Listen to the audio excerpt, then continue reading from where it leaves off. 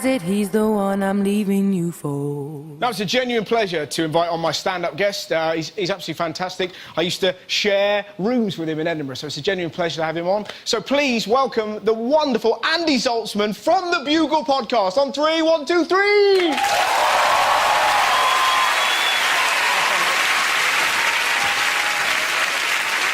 Thank you.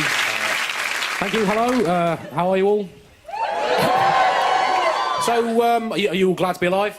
Oh, excellent. That takes a bit of pressure off me as a comedian. What I'm going to attempt to do over the course of the next 15 minutes or so is solve all of the world's greatest social and political problems, thereby bringing an end to all human conflict. Well, I was slightly relying on you being a little bit more excited. Too little, too late. Too little, too late. Clearly quite a lot of war fans in tonight. Some of you clearly thinking, well, Andy, peace is all very well in theory, but in practice it simply doesn't work. Because what does peace generally lead to? War. Whereas many wars do in fact end up in peace. So give war a chance. That seems to be the vibe of the Good News show this evening. Maybe you've got a point. I mean, let's take a look at the First World War. It's a classic example of this. I mean, yes, there were 4 years of gruesome fighting, but what about the 21 years of glorious peace that followed it? That is an 84% success rate. How many of us in our chosen lines of work can claim 84% success? I know I can't. If I could, then realistically, I wouldn't be telling jokes like this one. I'm quite a pessimistic man. In that respect, I'm like a German vegetarian. I fear the worst.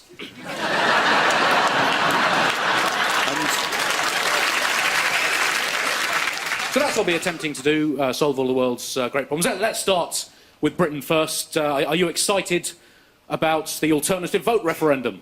Well, that little thing is really capturing the public imagination, isn't it? Very much in the same way that a baby spider captures an Apache helicopter in its web. Actually, do you actually even like democracy? Let's do this by vote. Raise your hands if you do like democracy. OK, and raise your hands if you don't like it. So, even in that vote, when all you had to do to express your opinion was go to the trouble of lifting a single limb, we still only managed around about a 35% turnout. Which is quite how deep the rivers of apathy are coursing through this proud democratic nation. I think it's a real shame because they're trying to rebuild trust in our political system, and we become alienated from party politics. And the extent to which we have become alienated from party politics is proved by the fact that there are more suicides during party conference season than during the rest of the year put together. Now, that is a lie, but my point stands. They say they're trying to rebuild trust, and it needs to be rebuilt. It's been shattered, and the level of debate in this referendum has been pitiful. Pretty much the same level of debate you get between yourself and your dog when you're trying to train it to crap outside. Very basic and driven by self-interest. They are trying to rebuild trust, because for too long, politicians have felt alien to us. The common complaint is that politicians play God. And I guess when you think about it, they do play God, politicians, in the sense that they are not believed in by the vast majority of the public anymore.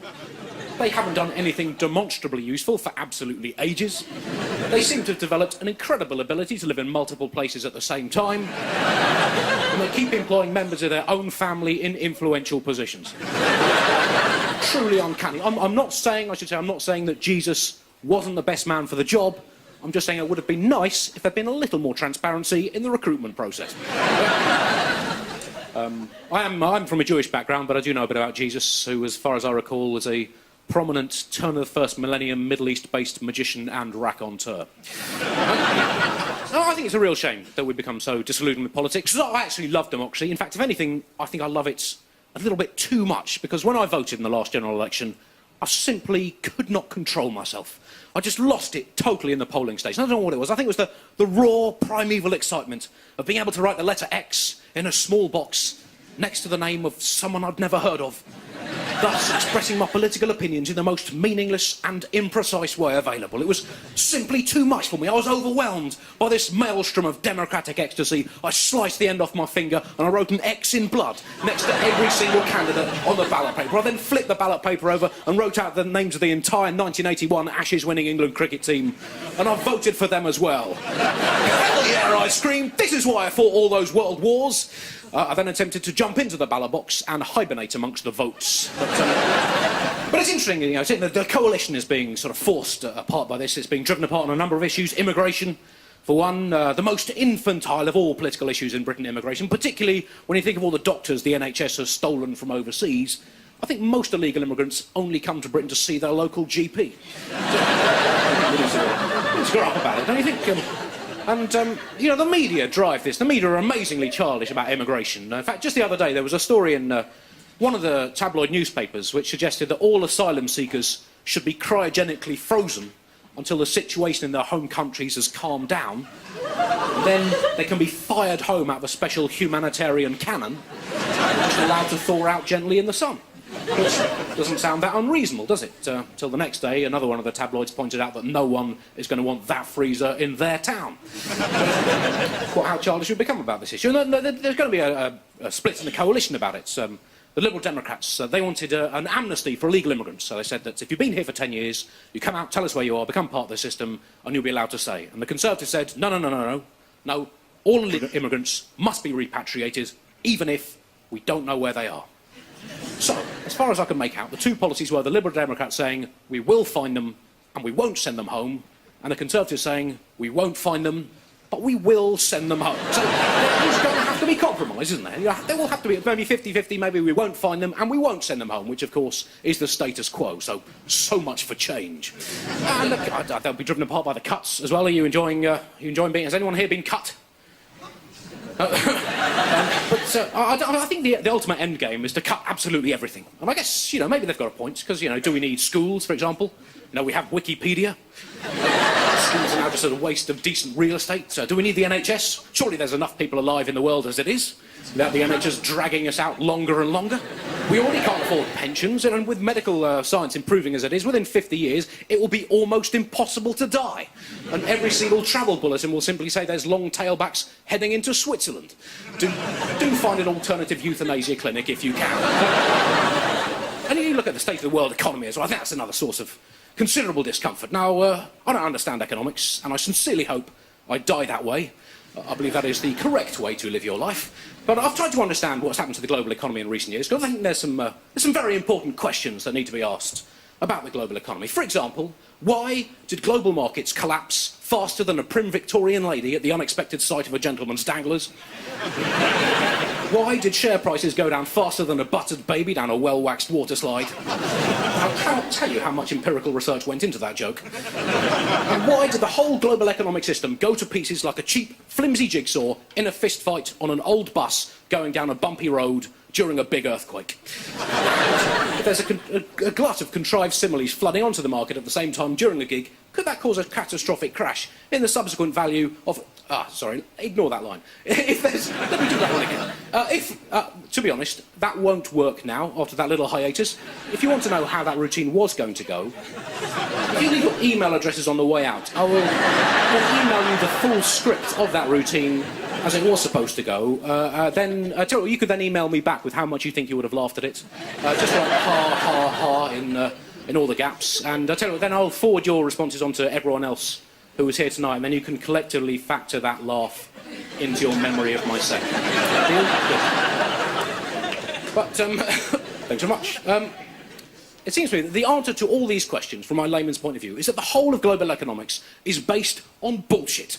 It is based on figments and fictions and people gambling on stuff that essentially doesn't exist. And essentially what happened was that capitalism got a little bit overexcited in the aftermath of its points victory over communism in the Cold War, in which it had been helped by the fact that communism spent the entire fight standing in the corner punching itself in the face. And capitalism then got overexcited, waltzed into a casino and put absolutely everything on red, whilst muttering to itself, "Don't worry everyone, I have got a system."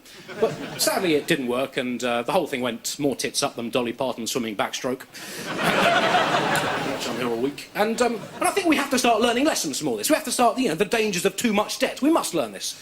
We learned this from the American mortgage sector that seemed to kick this whole thing off. And a very important lesson from that. And that lesson is that if you do lend a lot of money to people who have absolutely no way of paying that money back, then conceivably they might not pay that money back. Now, this is the kind of thing we can only learn by trial and error, isn't it?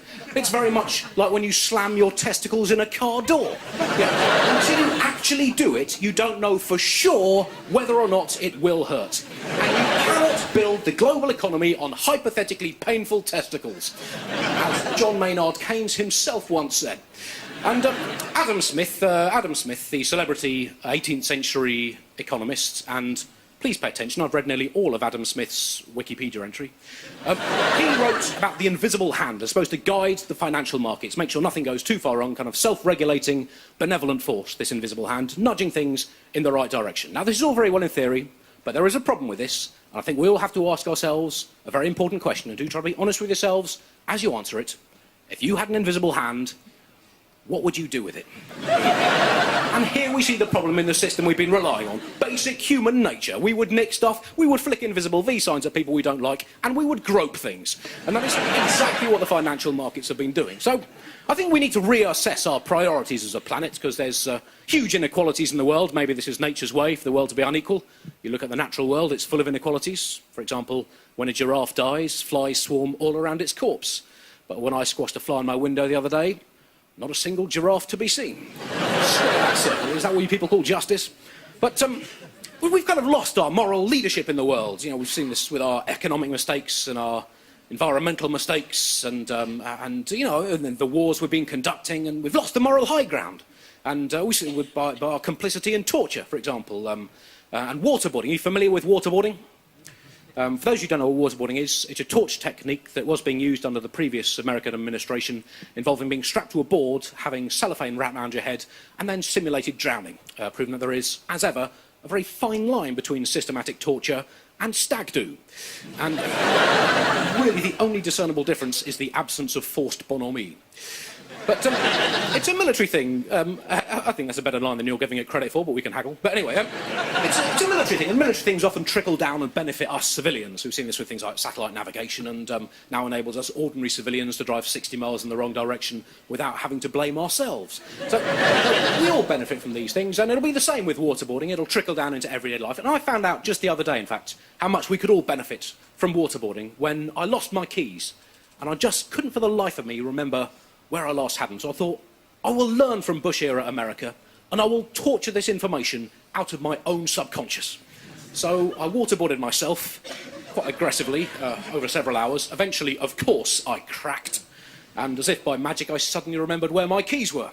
I'd just left them in the wrong pocket. Because I disapprove of torture and abide by the Geneva Convention, I wasn't able to use that information. So I had to sleep in the street. And because we like to think we have a moral superiority in these, we look at a country like Iran, for example, and to our Western tastes, we think Iran has quite appallingly discriminatory attitudes towards homosexuality. Because I read on the internet that in Iran, sodomy is punishable by death, but lesbianism only gets 100 lashes. Now that is feminism gone mad, isn't it? Come on, let's have some equality in this world. I love equality so much that I will not rest until all Iranian lesbians are dead. But I think we must start learning these lessons, and we have to accept some complicity in this. We've enjoyed the boom times, and I guess we all knew the bubble would burst. We were just hoping it wouldn't burst until after we were dead, but sadly it did. And as my grandmother used to say to me, she used to say to me, Andy, do not complain about being eaten by a horse if you've chosen to play polo dressed as a sugar lump. It's a sage lesson for us all. And also you have to ask, how often must these same mistakes be made? How often must something recur before people cease passing it off as coincidence? And the answer to me is 50 times. Because 49 times I've now electrocuted myself. If it happens again, I will stop dropping my toaster in the bath to see if I can make crunchy water. It's time the politicians of the world learned that self-same lesson. So I'll leave you with that thought. It's been a pleasure talking to you. Good night.